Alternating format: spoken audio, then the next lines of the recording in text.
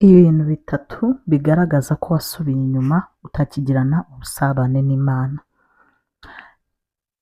Ndabasuhuje kandi mbahaye ikaze mu kiganiro. Ushobora kuba warigeze gusenga ugakorana n'Imana, ukaba uryama ukerekwa, Imana ikakwereka ibizaba, ibi byabaye n'ibindi bintu byinshi, wasenga ukabona ufite connection n'Imana yihuse iragusubiza, hanyuma wajya kubona ukabona ibintu byinshi byaragabanyutse ntibikibaho, ntukirota ngo umenye niba warose, nyine ukabona ibintu byarahindutse. Ni wowe iyi video ireba.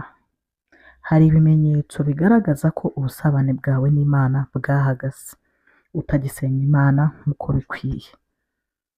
Ikimenyetso cya mbere cyo kwitondera nukibona kizakwereka ko utagisabana n'Imana, ni ikimenyetso cyo gupinga. Umwuka wo gupinga, aho bigishije hose ukumva ntushaka kuhagera, ijambo ry'Imana warigeraho nk'uko kuri YouTube ugascrollinga, warireba kuri TikTok ukarangwa no kwanariza ngo uyu ni umutubuzi, waba wicaye mu bantu ugasanga ntushaka kumva indirimbo z'Imana ziri kuhacurangirwa, nyine ukafatwa n'umwuka w'ubupinzi. Nubona ufite umwuka w'ubupinzi, iki ni ikimenyetso simusiga kikwerekana ko ubumwe bwawe n'Imana bwahagaze.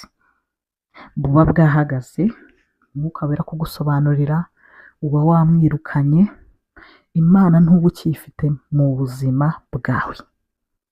Iki kimenyetso nukibona ntuzigere ushidikanya, uzongera usenge cyane uvuga uti Mana ngarurira ubumwe bwanjye nahoranye, Mana ngarurira uwo narindiwe, Mana ongera mu bubyutse. Muri ubu bubyutse nabwo abantu barabusengera, turabusengera kuko umuntu aragwa, ariko icyo tutakora ni ukurambarara. Nubona iki kimenyetso cy'umwuka w'ubupinzi ku buzima bwawe, ukumva ahantu hose hari kuvugirwa Imana wahapinze, menya ko urangiye hakiri kare, haguruka wiruka usubire mu nzu y'Imana ujye kwinginga Imana yongere iguha imbaraga, aho imbaraga ziba zashize.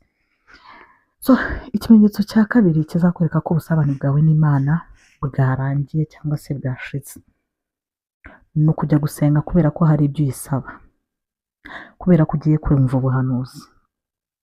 Niwumva ugiye mu rusengero ujyanywe n'ubuhanuzi gusa, ujyanywe no kugira ngo abantu baguhanurire, ujyanywe no kugira ngo usabe, Mana mpa imodoka nziza, mpa inzu nziza, mpereza ibintu byiza, ukumva n'ibyo bikujyanye, menya ko ubusabane bwawe n'Imana bwahagaze.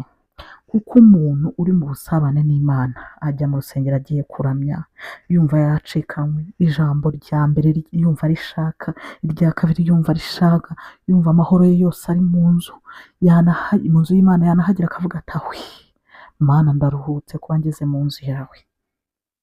Niwumva rero wowe ibyo bintu bitakuranga, ahubwo ujya mu nzu y'Imana ugiye kuyisaba ibyo kurya, ibyo kunywa, ibyo gucuruza, ejo ubona abakiriya, nyine inyungu zawe gusa ukumva arizo zikujyanye, zino ziri fiziko z'ibintu bizarangira, ukumva ikintu kikujyanye ni ubuhanuzi bwarateye, bamanurira indege, bamanurire kuzajya hanze. Fata amavi yawe uyacishe bugufi, wongere usaba Imana ikugarurire ubusabane bwawe nayo. Ikimenyetso rero cya gatatu ari nacyo cya nyuma kizakubwira ko ubusabane bwawe n'Imana bwahagaze rwose, uri kwibera umupagani burundu, ni ukuvuga ngo utangira kwiyumva ko nta mpamvu yo kujya gusenga, aho ariho hose nahasengera. Uzatinye ikintu kiguca mu nzu y'Imana, uzatinye umwuka ukubuza kugera mu nzu y'Imana, uzatinya abadayimoni bakumvisha ko niyo waba uri mu nzu ngo birahagije, ngo nta Imana itumvira umuntu, kandi warahoze ujya mu nzu y'Imana ugasengeramo. Uzamenye neza ko imiryango irimo ifunga. Uzareba umuntu wiga online n'umuntu wigira mu ishuri neza, koko ntabwo bahura. Gusenga mu nzu ntuburi bikuderanje, mu nzu ntushobora kuba concentré, ariko iyo mu nzu y'Imana uhabonera ibintu byiza byinshi, yego n'ahandi wabona ibyiza ariko ni 50% ni 30%. Hari ibikuderanja byinshi bituma utaba concentré n'Imana yawe, ariko iyo ugiye mu nzu y'Imana uba uzi ikikujyanye, uba uzi icyakuzinduye. Iki kimenyetso ntukibona ndakwinginze ntuzigere uzuyaza, uzamenye ko urimo kugana ku bupagani, kuko nta kintu cya mbere kibi nko kuba utangiye guhunga iwanyu. Hariya ni iwacu, hariya ni mu rugo, hariya niho duhurira nka bene data. Iyo utangiye kubona rero uri kuhahunga, uri kuhanga, uri kubara amatike akujyana yo kumva ni menshi, nyako igihe cyawe cyo kugwa rwose cyegereje. Ibi nanjye ni ibimenyetso ntababeshyi bijya binyereka ko ndi gutandukana n'Imana, nkatangira rwose kumva n'agahinda kamfashe, ngakora uko nshoboye nkasaba Imana imbabazi ikansubiza mu nzira zayo. Ntabwo twe twishoboza, nta mbaraga dufite, dushobozwa na Yesu Kristo ufite imbaraga n'ubushobozi. Dushobozwa n'Imana isumba byose.